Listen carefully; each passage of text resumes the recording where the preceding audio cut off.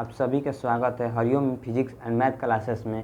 अब कल हम लोग पढ़े थे बेसिक कॉन्सेप्ट वास्तविक संख्या का। ठीक, आज हम लोग पढ़ेंगे वास्तविक संख्या का जो संग्रह होता है, परिमेय संख्या और अपरिमेय संख्या, उसको आज पढ़कर फाइनल कर लेंगे। उसके बाद पूर्णांक संख्या पढ़ लेंगे। पूर्णांक संख्या भी बहुत ज़रूरी है। पूर्णांक संख्या आपको एक इस सब्जेक्ट में, इस चैप्टर में इतना ज़रूरी है कि आप पूर्णांक संख्या में इतना लोग फंसते हैं कि मतलब क्या बात है आपको। इसलिए पूर्णांक संख्या एकदम बेसिक से समझिएगा। इसमें माइनस होता है, प्लस होता है। ठीक, उसके बाद आप इसको पहले परिमेय संख्या समझ जाइए। ठीक, परिमेय संख्या जिसको इंग्लिश में रेशनल नंबर कहते हैं, कल भी आपको बताए थे ना, आज समझिएगा बेसिक से ना। देखिए, रेशनल नंबर परिमेय संख्या ऐसी संख्या कहते हैं जो p/q के फॉर्म में लिखा है। ठीक, आप सिंपल नहीं समझिए, p/q के फॉर्म में लिखा है। ये आप देख लीजिए, जैसे हो गया 3/2, हो गया 5, 8, 2/4, ये सब क्या है, p/q के फॉर्म में। ये p/q के फॉर्म में है। 3/2 ये p/q के फॉर्म में नहीं है, लेकिन इसको हम p/q के फॉर्म में बना सकते हैं। देखिए, आप जानते हैं कोई अंक नहीं है तो नीचे 1 डाल देते हैं, तो p/q के फॉर्म में बन गया ना। देखिए, p/q के फॉर्म में हम इसको बना सकते हैं, तभी ये परिमेय संख्या है। नहीं बना सकते हैं, इसका मतलब अपरिमेय संख्या है। ठीक, इसको अगर आप और कुछ उदाहरण समझे तो हो गया √25, रूट आप समझिए 81। देखिए अब रूट में सबसे बड़ा कन्फ्यूजन होता है परिमेय संख्या भी अपरिमेय संख्या में। अपरिमेय संख्या भी रूट में आता है, परिमेय संख्या भी रूट में आता है। ठीक, अब देखिए, जिसका वर्गमूल निकल गया वो परिमेय संख्या है, जिसका वर्गमूल नहीं निकला वो अपरिमेय संख्या है। जिसका वर्गमूल निकल रहा है 981। ठीक, तो आप ये परिमेय संख्या। आप देखिए यहीं पर √30 हो गया, इसका वर्गमूल निकाल सकते हैं नहीं, तो ये क्या हो गया, अपरिमेय संख्या हो गया। ठीक, आप और कुछ बेसिक समझा दे रहे हैं, आप रुकिए। अपरिमेय संख्या लिखकर उसका दोनों डिफरेंस बता देंगे, आपको आराम से समझ में आ जाएगा कि क्या होता है अपरिमेय संख्या।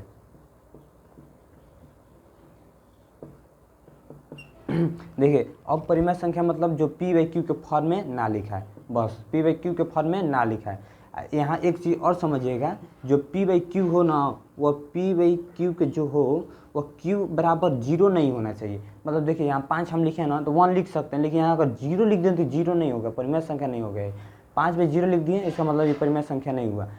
यहाँ 0 नहीं होना चाहिए। ऐसा हम, अच्छा बताइए, आप यहाँ 5 लिखे, वहाँ 0 लिख सकते हैं? कभी भी नहीं। हमेशा हम अगर मान चलिए आप एलसीएम फ्रैक्शन बनाते हैं, 5/3 होता है, प्लस में 4 देता है, तो अब क्या होता है, आप यहाँ अपने आप से 1 डाल देते हैं। उसके बाद कभी भी कोई भी संख्या दे, इसका 1 डालते हैं, इसका मतलब ये परिमेय संख्या है, अपरिमेय संख्या नहीं। अपरिमेय संख्या यहाँ 0 अगर आ गया कि p/q के फॉर्म में लिखे, कोई 0 डाल दिए हैं, तो ये हो गया अपरिमेय संख्या। ठीक, आपको अपरिमेय संख्या एक चीज़ और समझा देते हैं।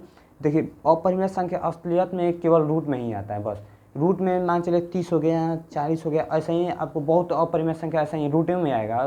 देखिए, अगर आप देखेंगे तो एग्जाम में अगर क्वेश्चन पूछता है, अब इधर अधिक लड़का इसी में कन्फ्यूजन होता है कि यहाँ रूट दे देगा 4 को। ठीक, उसमें मान चलिए 30 ले दिया, √40 हो गया, √25 हो गया, इसमें गया, इसके बाद वो रूट ले लीजिए 35 हो गया, इसके बाद एक रूट ले लीजिए 25। ठीक, देखिए आपको सबसे बड़ा कन्फ्यूजन यही देता है, 4 को रूट दे देगा, आप पूछ देगा इसमें परिमेय संख्या निकालिए। परिमेय संख्या कौन है? आप ऑब्जेक्टिव में पढ़िएगा 10 क्लास के, मतलब जो एग्जाम दीजिएगा फाइनल, उसमें 3 गो ऐसा सवाल तो मिनिमम होता है, एकदम कम से कम 3 गो ऐसा सवाल होगा, 2 गो ना, 4 को रूट दे देगा, आपको पूछेगा कि इसमें परिमेय संख्या कौन है, अपरिमेय संख्या कौन है। तो आपको सिंपल से घबराना नहीं है। देखिए, इतना आप ये सोच के घबरा जाते हैं कि चलो पूरा रूटे है, इस मतलब इसमें परिमेय संख्या नहीं है।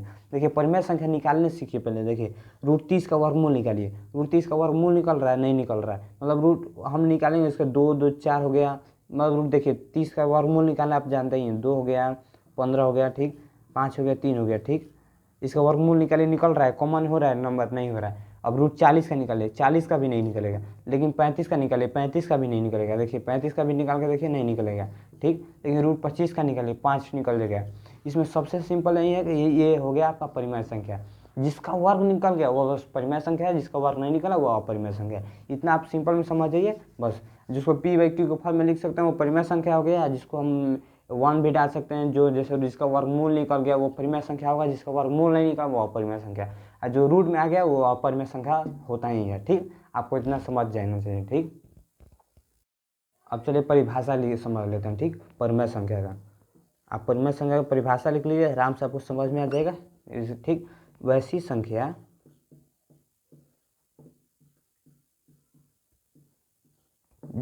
जो पी बाई क्यू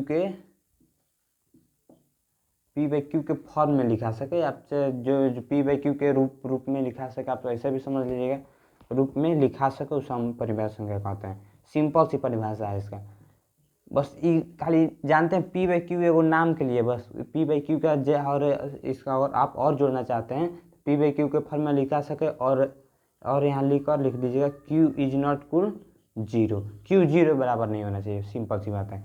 क्यू यहाँ जीरो के बराबर नहीं होना चाहिए। जीरो आ गया इसका मतलब परिमेय संख्या ये नहीं है।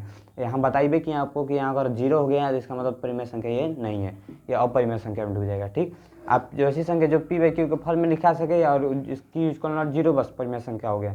आप अपरिमेय संख्या देखेंगे तो रुक जाइए, चलिए अब देखते हैं अपरिमेय संख्या। ठीक, आप परिमेय संख्या की परिभाषा जानिएगा, आप अपरिमेय संख्या की परिभाषा जानिए।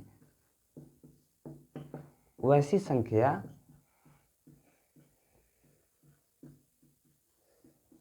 जो पी बाई क्यू के रूप में ना लिखा सके, सिंपल सी बात है।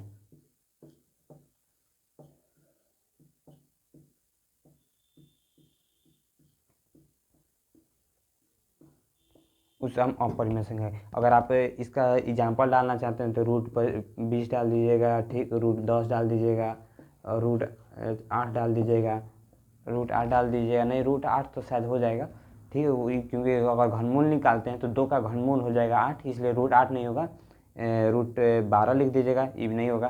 देखिए परिमेय संख्या के एग्जाम्पल आप इतना समझिएगा, ठीक, यहाँ से परिमेय संख्या का और एग्जाम्पल पूछे तो ये डाल दीजिएगा, ठीक, और अपरिमेय संख्या की एग्जाम्पल ये, बस परिमेय संख्या की समझ गए, अपरिमेय संख्या समझ गए। इसमें बस 2-3 अंतर होता है कि ये रूट में वर्गमूल और इसका केवल रूट होता है बस, और रूट का अगर वर्ग निकल गया इसका मतलब परिमेय संख्या है। आपको अगले आपको बताएंगे तो उसमें आप आराम से समझ जाइएगा, ठीक है ना।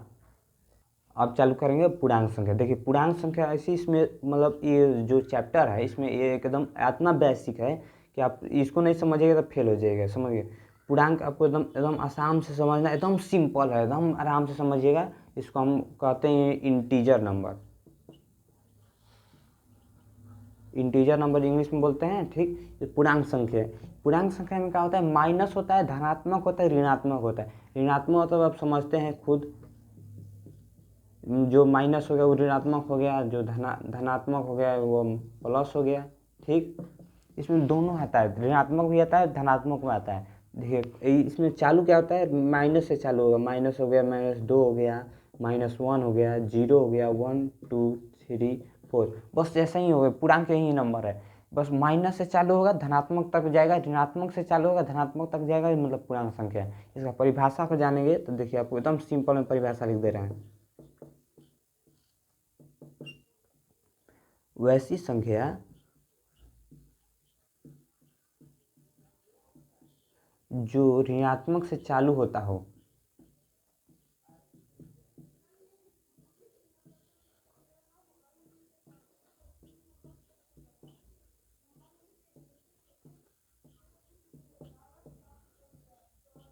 तथा धनात्मक तक जाता हो,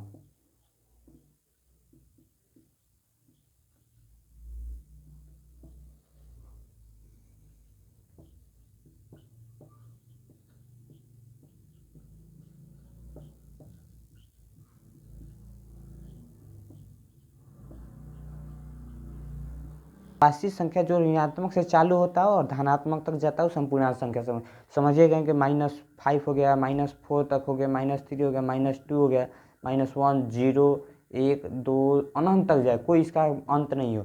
माइनस से चालू होता है, धनात्मक जाता हो, उसका हम क्या कहते हैं, पूर्णांक संख्या कहते हैं। एकदम सिंपल है, बस इसी में थोड़ा लड़का कंफ्यूज हो जाता है, लेकिन हम आपको एकदम बेसिक से बताएंगे, एकदम नो कन्फ्यूजन, एकदम इतना सिंपल बताएंगे कि आपको अगर आप समझिएगा तो दूसरों को भी समझा दीजिएगा, ठीक।